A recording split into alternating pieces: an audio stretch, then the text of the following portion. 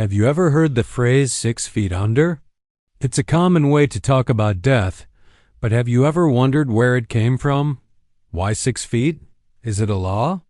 Let's dig into the truth behind one of the most persistent myths about burial. The story starts in 1665 during the Great Plague of London. The city was in chaos, and the Lord Mayor issued a set of orders to try and control the spread of the disease. One of these orders dictated that all graves must be at least 6 feet deep. The thinking was that burying bodies deeper would prevent the plague from spreading from the deceased to the living. It was a desperate measure in a terrifying time. But here's the surprising part. That rule was never a widespread law.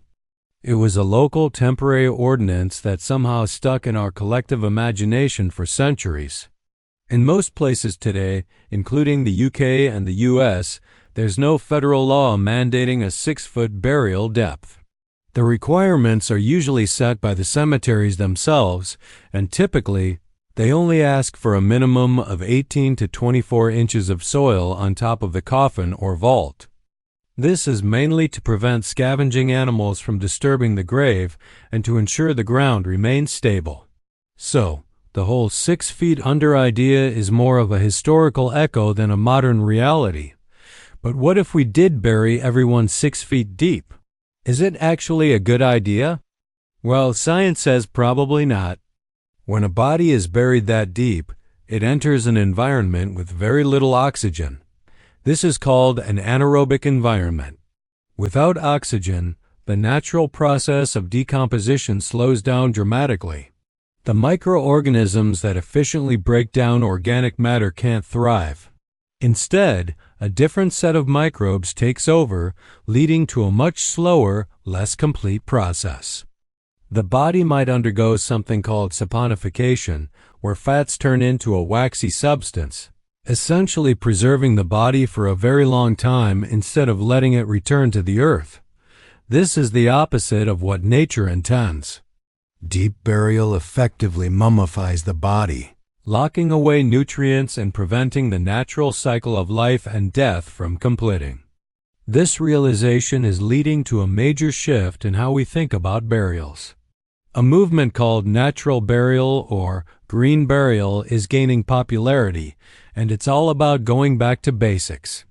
Instead of deep graves and sealed caskets, natural burials advocate for much shallower graves, usually only 3 to 4 feet deep. This places the body in the rich topsoil layer, the most biologically active part of the ground.